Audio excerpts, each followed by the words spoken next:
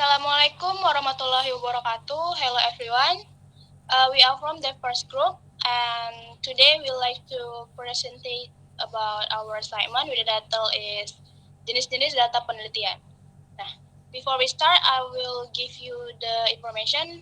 My name is Ilantena Putri as a moderator and the first speaker, and my partner is Mahira Zahra as second speaker. And the third speaker is me, Wina Gustiana. I'm Friska Dini as the fourth speaker. And I'm Ria Purnamasari as the last speaker. okay. For the first speaker is me, and I like to explain about data penelitian berdasarkan skalanya.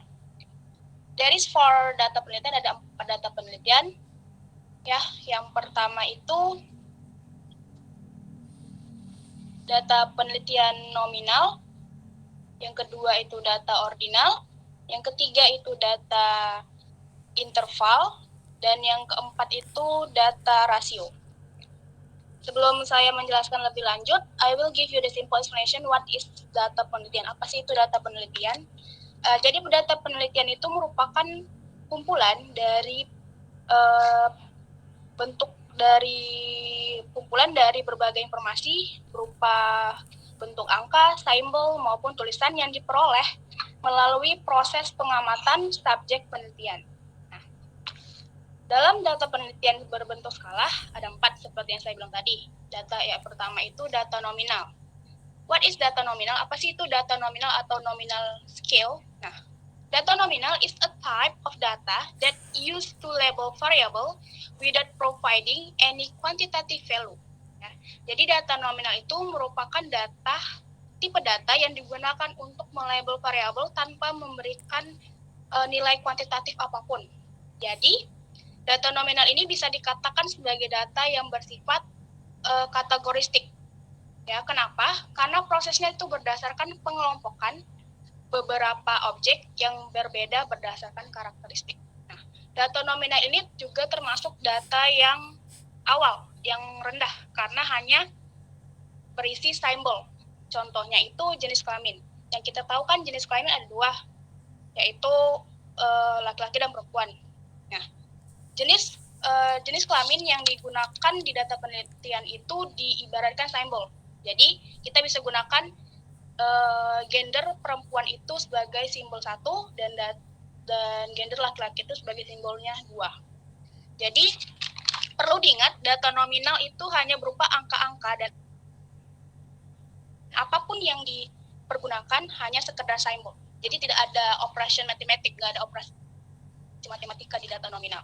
Oke, yang kedua ada data ordinal. Data ordinal atau ordinal data classifies variable into categories which have a natural order or rank. Jadi kalau data nominal tadi hanya berupa pengisian simbol, di data ordinal udah mulai memberikan peningkatan, yaitu rank atau urutan melalui objek-objek penelitian. Nah, data ordinal juga digunakan sebagai pengurutan objek seperti yang tadi atau rank, dari yang rendah sampai ke tinggi atau sebaliknya. Jadi yang pertama itu bisa rendah, yang kedua itu bisa tinggi, yang ketiga itu juga bisa rendah, yang keempat itu juga bisa tinggi. Contohnya itu pendidikan. Oke, dalam pendidikan kan ada SD, SMP, SMA. Nah, di data ordinal itu kalau di nominal kan simbol, kok di ordinal itu pengurutan. Jadi bisa dibilang SD lebih rendah dibanding SMP. Nah, itu contohnya. Selanjutnya ke interval data atau data interval. Data interval or integer is defined as a data type atau tipe data is measured along a numerical scale that has equal between adjacent values. Nah, atau berbeda dari data sebelumnya, si data ordinal dan data nominal, data internal itu udah masuk ke data numerik. Ya, kalau data nominal dan ordinal tadi kan non-numerik, tidak ada angka, hanya sebagai klasifikasi atau kategoristik. Nah, di data interval itu udah masuk ke numerik. Contohnya itu informasi mengenai temperatur suhu.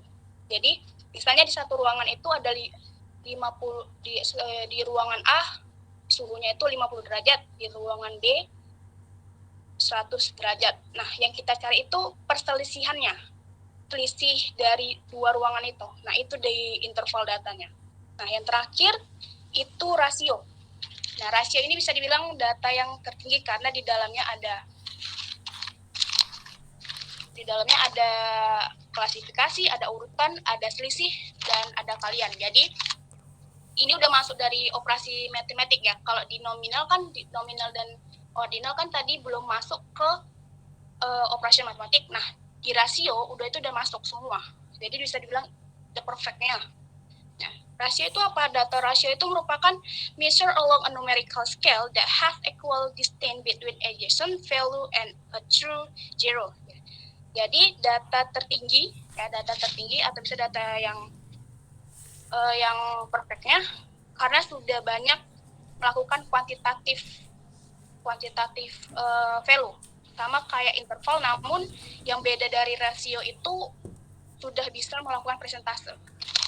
Nah, jadi kesimpulan yang bisa saya ambil dari keempat data nominal itu bisa melakukan klasifikasi tanpa melakukan urutan, tanpa melakukan selisih, tanpa melakukan kalian.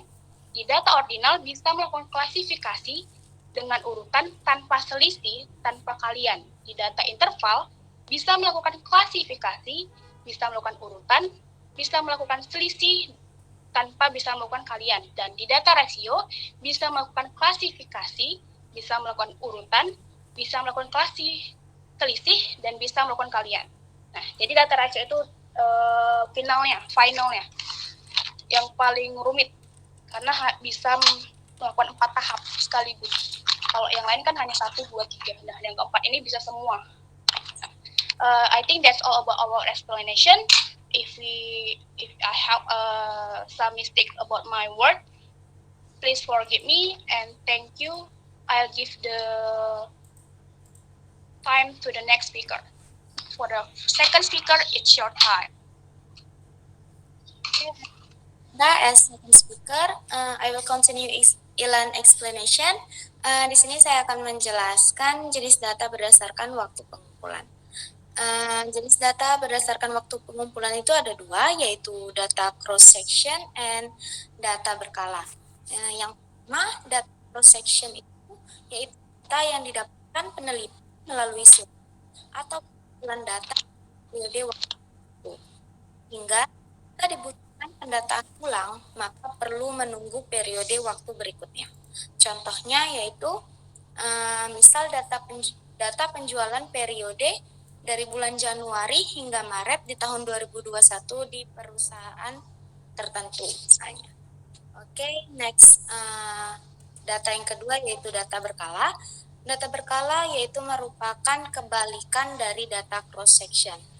Data ini didapatkan dengan melakukan pengamatan secara berkala atau kontinu, sehingga bisa diketahui perkembangan dari suatu objek penelitian. Contohnya yaitu hasil pertanian setiap bulan sepanjang tahun 2020. Oke, itu penjelasan saya. The next explanation will continue by third speaker. Oke, thank you for Rara. Oke, di sini saya akan menjelaskan tentang jenis-jenis data berdasarkan sumbernya. Di sini ada terbagi 2. Yang pertama itu data internal dan data eksternal. Data internal merupakan data yang diambil dari kondisi internal sebuah organisasi yang teliti. Itu misalnya data pegawai di sebuah perusahaan. Dan sedangkan di data eksternal itu merupakan data yang berisi kondisi lain di luar objek yang diteliti namun masih berhubungan. Itu contohnya itu contohnya itu pada dampak lingkungan karena adanya pabrik di lingkungan tersebut. Mungkin ini saja, penjelasan selanjutnya akan dilanjutkan oleh teman saya. Thanks for the explanation. Next for the fourth speaker. Hey, di sini saya akan menjelaskan jenis data berdasarkan sifatnya. Jadi di sini ada dua jenis data, yang pertama data kualitatif dan yang kedua data kuantitatif. Jadi data kualitatif itu adalah data non-numerik, seperti halnya dengan teks, video, foto, ataupun rekaman audio dihasilkan dari wawancara. Jenis data yang satu ini dapat dikumpulkan dengan menggunakan catatan harian dan dianalisis menggunakan teori dasar. Data kualitatif disebut juga sebagai data kategorikal, yaitu jenis data ini tidak selalu diukur menggunakan angka, tetapi dikategorikan berdasarkan properti, atribut, dan label. Namun, nomor seperti nomor KTP, nomor telepon, dan lain-lain dianggap sebagai data untuk penelitian kualitatif karena bersifat kategoris dan unik untuk satu individu. Contoh data kualitatif sendiri adalah data nominal, misalnya seseorang peneliti perlu membuat database nomor telepon dan lokasi sejumlah orang. Survei online dapat dilakukan dengan menggunakan pertanyaan terbuka tertutup. Apabila menggunakan pertanyaan terbuka, misalnya, masukkan nomor telepon Anda dengan kode negara. Kemudian, contoh data kualitatif yang berupa data ordinal, misalnya data yang dikumpulkan dari mengajukan pertanyaan dengan skala Likert, seperti pada survei yang dilakukan oleh sebuah organisasi melalui kuesioner yang dibagikan kepada karyawan untuk menyoroti pertanyaannya. Contohnya, bagaimana Anda menilai pengalaman Anda bekerja dengan kami? Kemudian data kuantitatif. Data kuantitatif adalah jenis data yang nilainya dapat diukur dalam bentuk angka atau hitungan. Dengan nilai numerik unik yang terkait dengan setiap kumpulan data, data kuantitatif disebut juga data numerik. Sehingga secara lebih jauh, data kuantitatif lebih menggambarkan variabel numeriknya. Contoh data kuantitatif yaitu data diskrit meliputi jumlah siswa di kelas, jumlah hari dalam setahun, usia individu, dan lain-lain. Saat mencoba mengidentifikasi data diskrit, kita dapat mengajukan pertanyaan berikut. Bisakah itu dihitung? Bisakah itu dibagi menjadi beberapa bagian yang lebih kecil? Dan ada juga contoh data kuantitatif yang berupa data kontinu meliputi yang pertama, tinggi seseorang, yang kedua, berat bayi yang baru lahir, kemudian kecepatan angin harian, suhu freezer, waktu dalam perlombaan, berat seekor anjing, panjang daun, dan lain-lain. Mungkin itu aja yang bisa saya jelaskan, lebih dan kurangnya akan dilanjutkan oleh teman saya. Okay, thanks for the explanation. The next speaker is Ria Purnamasari.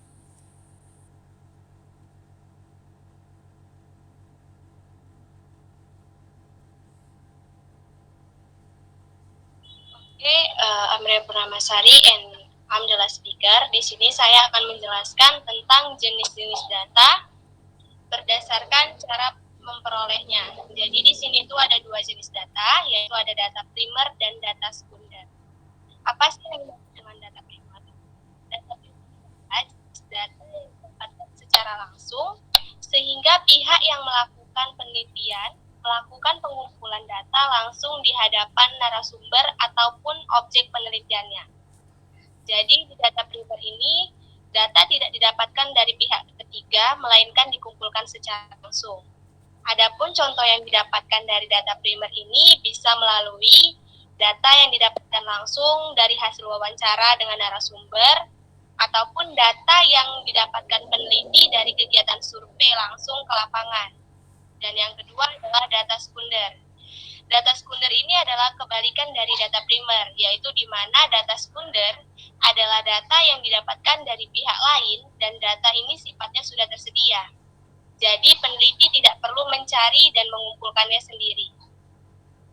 Contoh dari data sekunder ini adalah data sensus penduduk yang dilakukan oleh pihak BPS, data jumlah pasien penyakit kanker yang dihimpun oleh WHO, dan data perusahaan startup di suatu negara yang dihimpun oleh Kementerian Komunikasi di negara tersebut.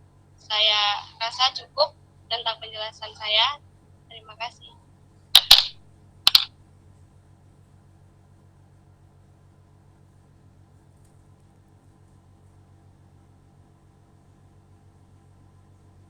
Well, thanks for your explanation. I think that's all about our presentation.